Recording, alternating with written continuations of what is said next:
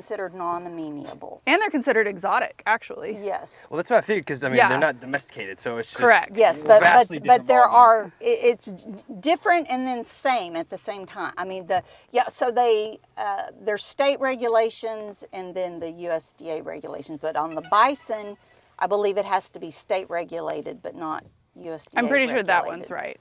But yeah, but we did, for our own personal use, we wanted to do in-field harvesting. She butchers it right after here. And, so they don't get all the hormones, they don't get the stress, they don't get everything. And that's I got all the goal. hormones and the stress from the Our experience. life goal is to be able to figure out how to do that. Yeah, even if Cindy has to build a facility, like right there. That's alfalfa. There's 2 different sizes. And then I've got a homeopathic blood builder and immune support.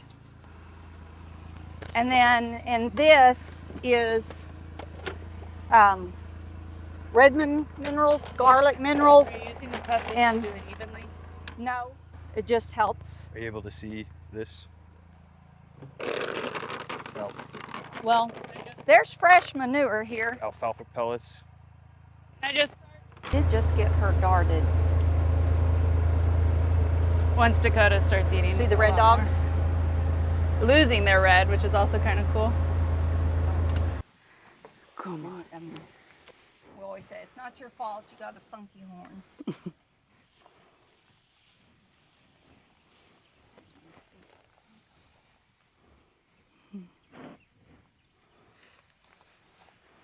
That is the other thing, like you said, they're not as big as you'd expect, but then when they're... I'm such a history nerd, so I always think about the 1800s, of the fact that you could literally just hear them miles away stampeding, because we had so many. And it was also wild too, out in the Great Plains, that you could just, I'm pretty sure, I should have just looked this up before, but if you're on the train and you point your gun anywhere from each direction you shoot, you're most likely gonna hit a bison, because we had so many. Wow.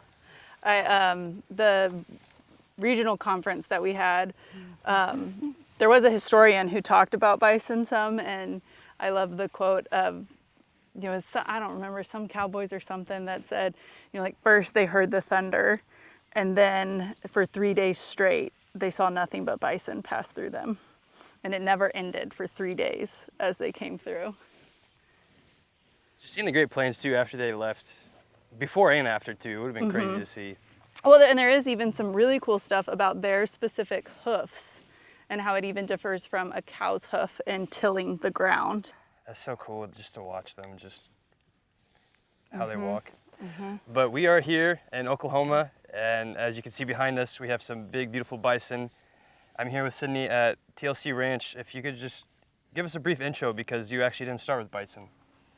Correct. My husband and I purchased this land in 1997, and we purchased it for recreational, for hunting, because we knew we wanted our children to grow up with land and someday be able to be sustainable and have food to feed the family. So it was always someday we would.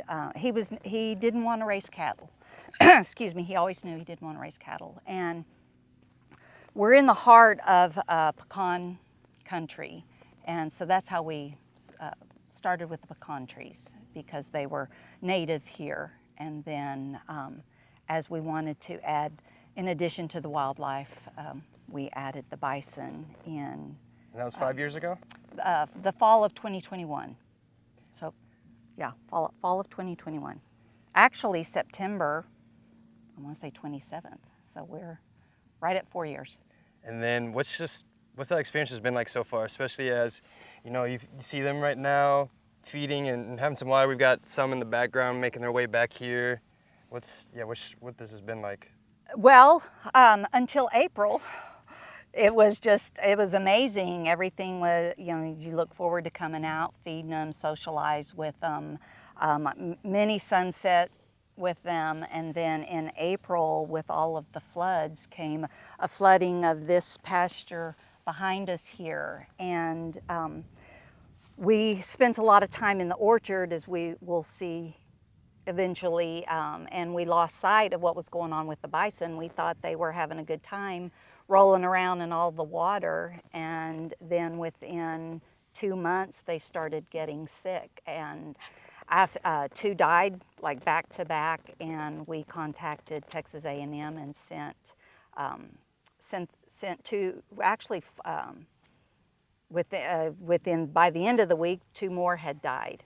And so we were able to send off to the parasitology lab and also the bacterial and viral lab. And they did cultures, and everything came back to a parasite that literally sucks the blood out of the animal. And we had not worked them through the chutes this spring because of the, it was hot, and calving, I don't know if it was because of the rains or whatever, but calving season hit early, and it's deadly to work the bison through in certain conditions. So we opted not to do that. Now this year, we will work earlier in the fall so that we can work earlier in like March or before this happens. But also our goal is to get more natural parasitic treatments so that ideally that spring treatment won't be necessary. And we'll know that by doing some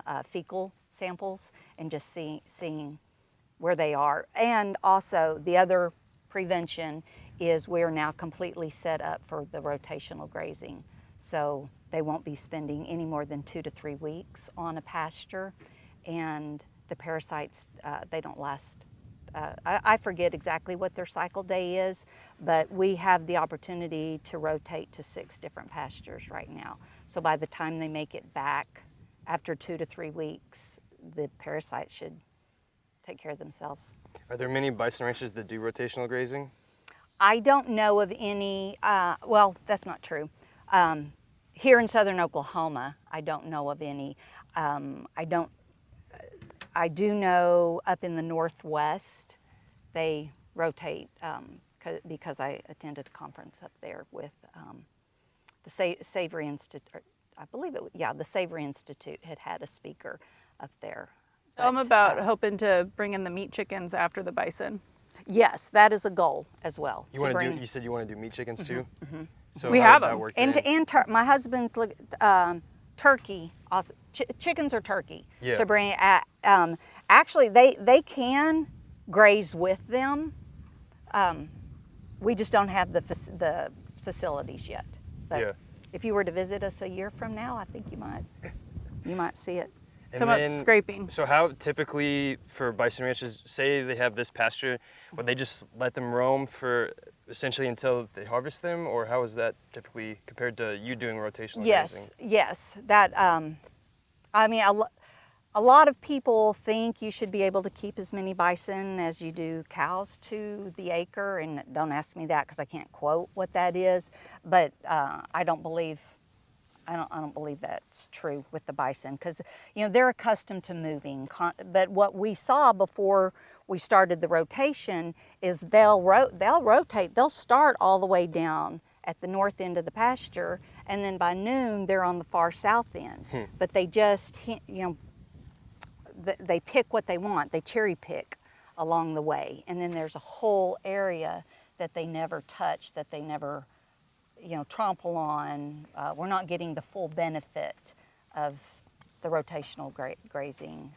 And then now what we'll do, like I said, so we've got this sectioned off, probably about 40 or 50 acres, but what we really want to do is start moving them on about 10 to 15 acres in less time. So with this water tank there, we can run the electric fence, like just right here. We could go straight down, keep them here a couple of days, and then we can move the fence a little bit more. And then it's called back grazing. You don't necessarily move the back fence up, but they don't go back because they've already eaten what they wanted to in the back.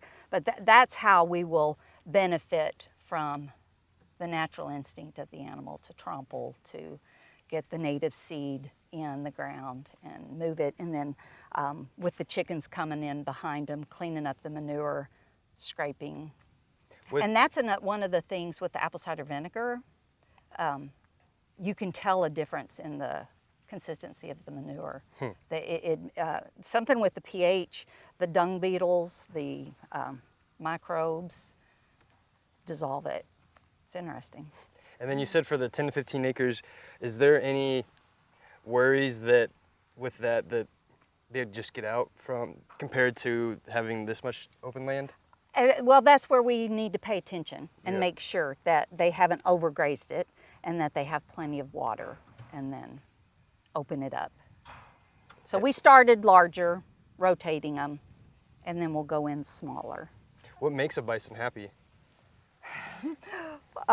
Food, water, and sex. That's just like us, for real. Remember when they got Okay. into all the hay bales?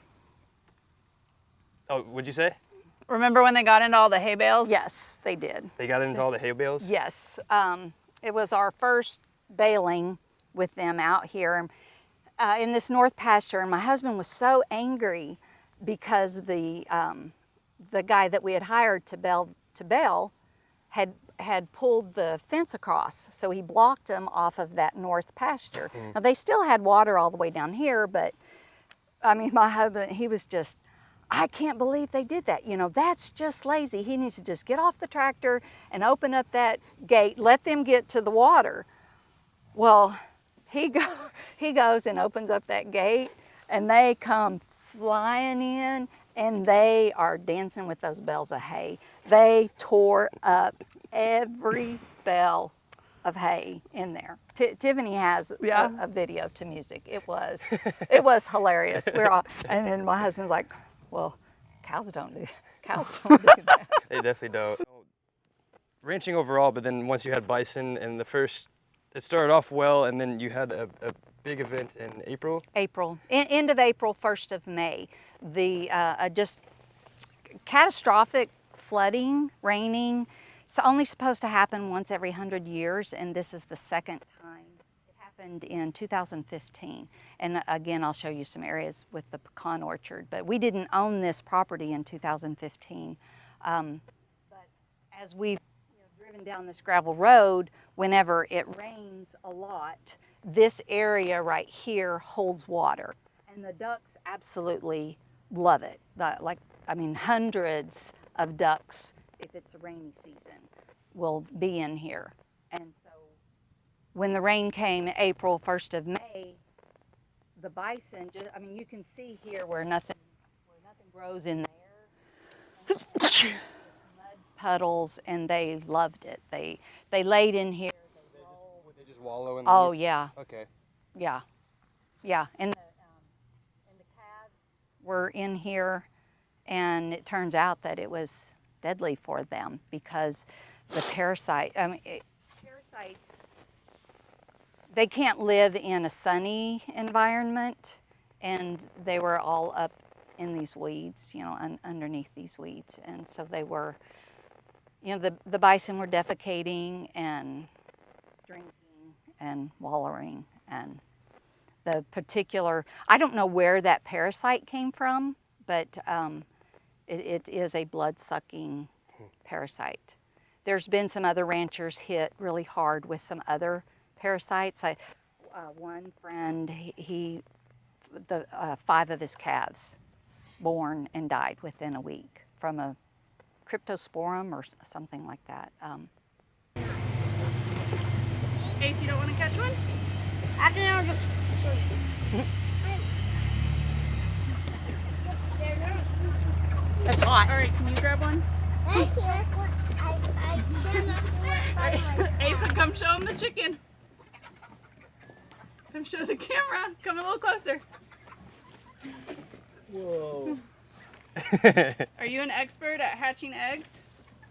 Well, we hatch eggs in the incubator. Uh-huh. So when the eggs are warm, they start to hatch. Uh-huh. Look at your chickens.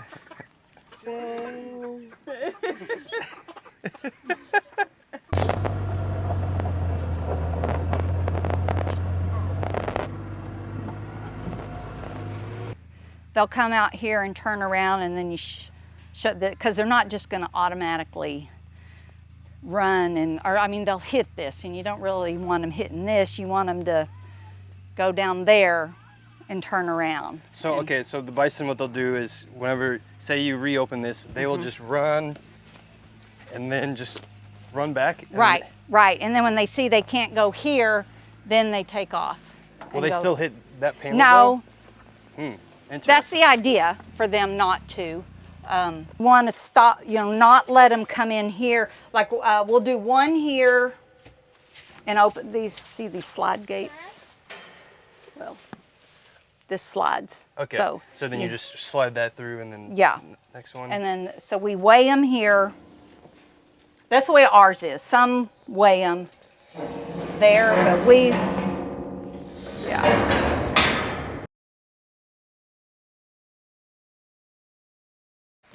And we do it all manual. They do have them hydraulic, which is my goal. My goal is to purchase the portable hydraulic, but it's like $55,000 versus this that was $14,000.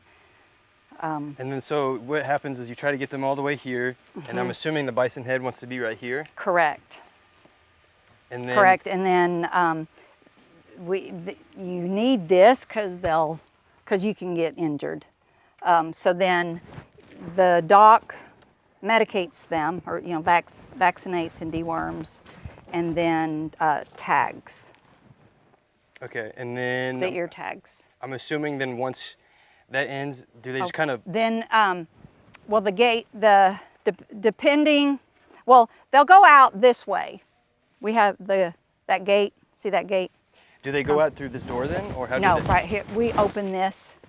Oh, so this back area opens. Yeah. Oh. It goes. I believe it goes up. Yeah, No. so I mean, obviously their heads come into here, and then there's a lever over there. Mom, I don't know if you can pull it to show how to lock the head into place.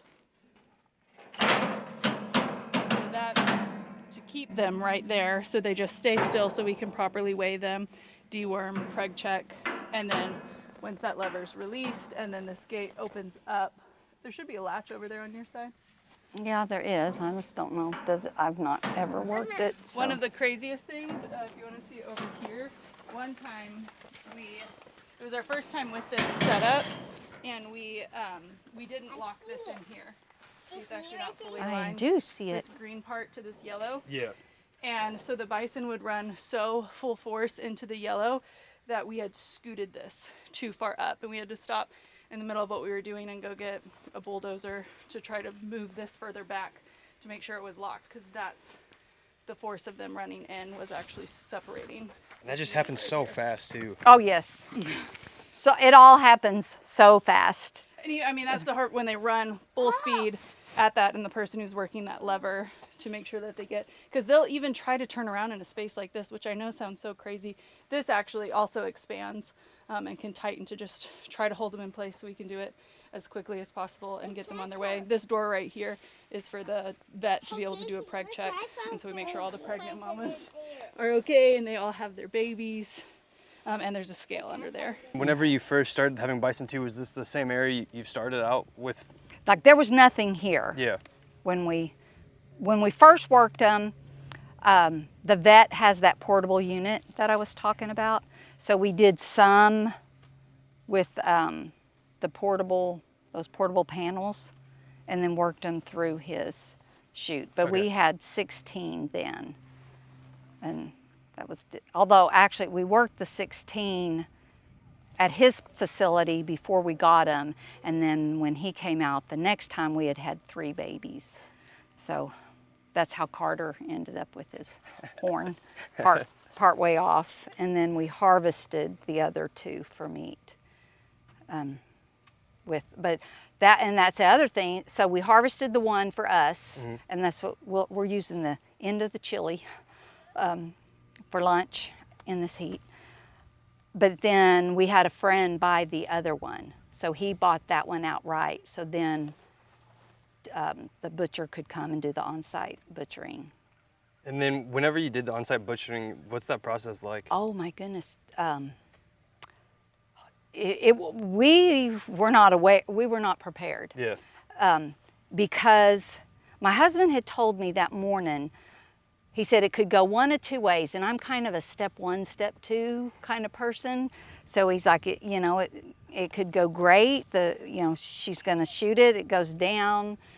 The bison go about their business, or all hell could break loose. And my brain just didn't register that all hell could break loose. So we're out here.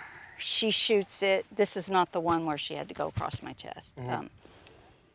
It takes me a little while to take her, but I mean, she literally has to get from here to there.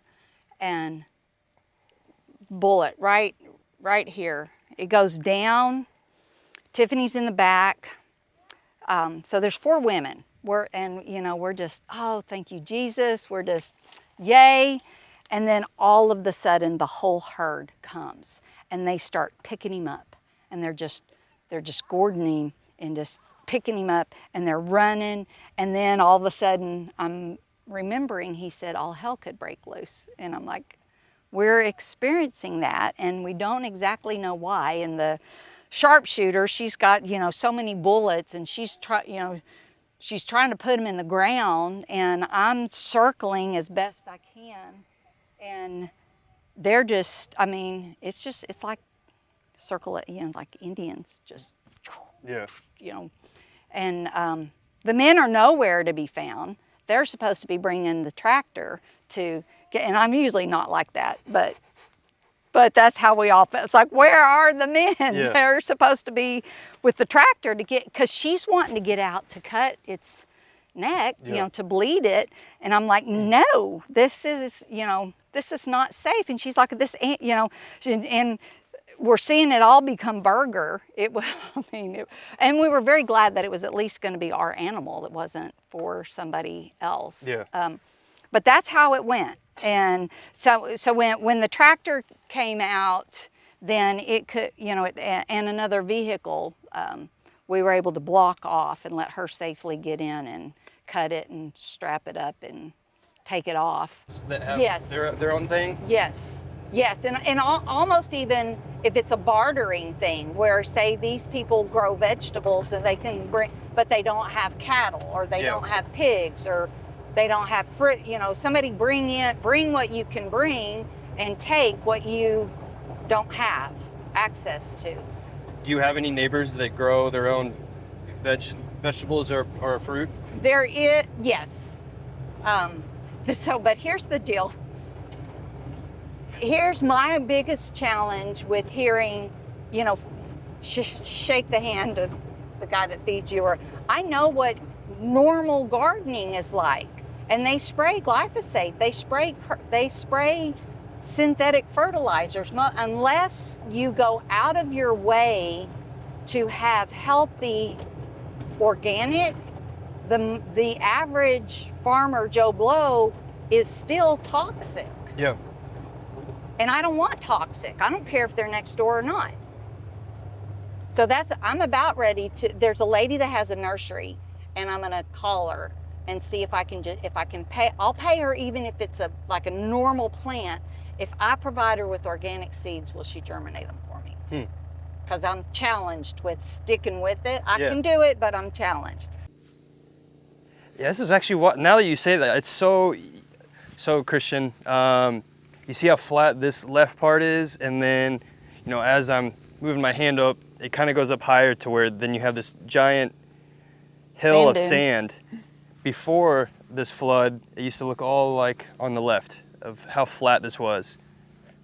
So that's pretty crazy difference, actually. I don't know if they'll be able to really tell, but from my eye, it's very noticeable. When you, this is the first summer we've not fished down here. We have excellent fishing. Before the flood, like I said, we had a fish feeder down here, big, huge catfish. But so, you could just drive flat and you'd be like right at the water. It's like your own little private beach. Oh yeah. The kids all swim in here. We've had baptisms in here. We have baptisms at the river. I'll try to get us to the river. It just depends on what's going on. But yeah, like now, this is just weird to me to have this sand dune, Yeah. and then you're just here, where it was all flat. Like this was not here. And then with the flood, has that affected just the actual quality of this at all? I don't think, well, the fish, you don't know what all came in off the river. I mean, because Yeah. literally you saw that. The river came up, that one video where Jake and I are just watching it just slough off the land, and then it's like, oh, there goes a tree. Oh, there goes another tree. I mean, it's just slough, that's all happening right there. And so All the videos of whenever you guys were riding the boat, it was actually just like right here? The boat, that was through there, actually. That was through there. Okay. Because they tied the boat up. They went in an airboat to get our boat. And our boat had floated off over there. But yeah, I mean, from the quality of water perspective, we haven't noticed anything. Because I Like I figured said, that you could be can- also catastrophic to where that just affects whatever biology you had in the water. Mm-hmm. And I mean, just the whole runoff. It makes me think of the it was the East Yes, Palestine in Ohio. right, They had, right, yeah, right, just right. killed all the wildlife. Yes, gratefully, that did not happen here, and I did have a concern that it would affect our organic status. But you'll be able to see some weird growth in the orchards. Yeah. We'll see, which is from the flooding. Okay. Like right here, this one's not packed, but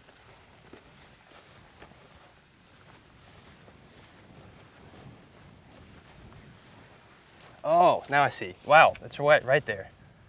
see, so this one, actually, so we're So right here, this part? Yeah, yeah. See this? Like that's a wasted. Yeah. Yeah. Those two are not going to amount to anything. So what do you, This. whenever you harvest them, do these, say, this one comes along, but then whenever you're picking them apart, is that how you get rid of them, or do you just get rid of the bad ones On now? the equipment, I'll show you the equipment, and some of it handles it by weight. Like, see, feel how light, like Oh that. wow, and the size. Yeah. So the massive equipment difference. will spit. It should spit that Okay, out.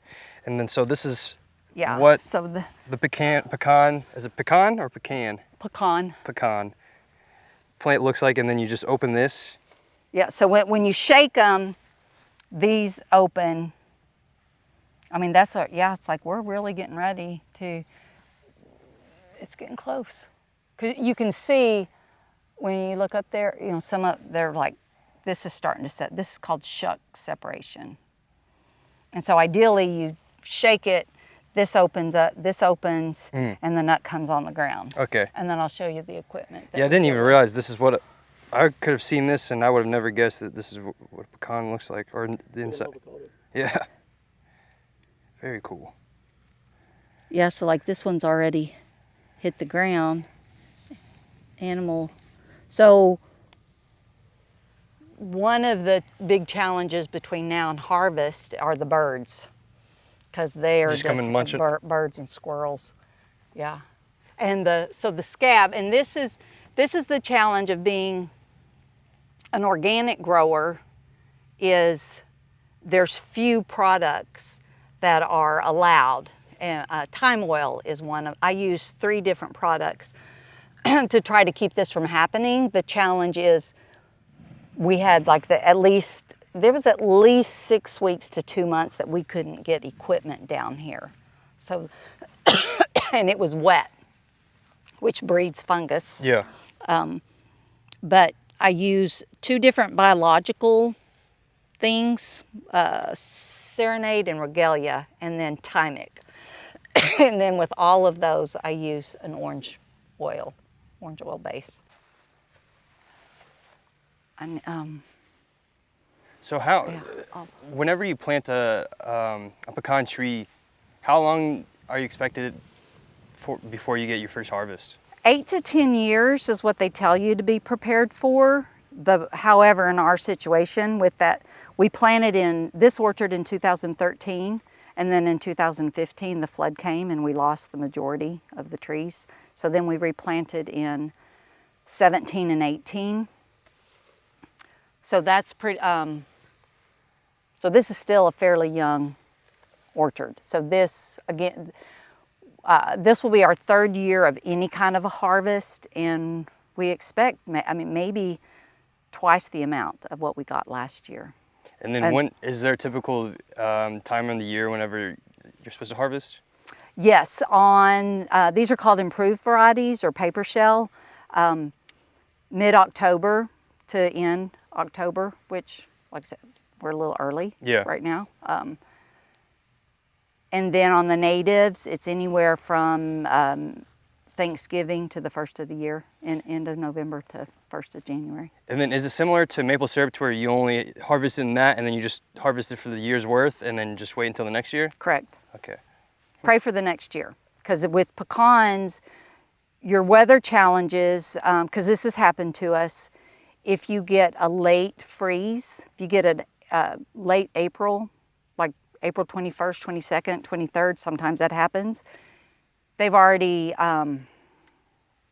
what's it called? It's not pollen, but the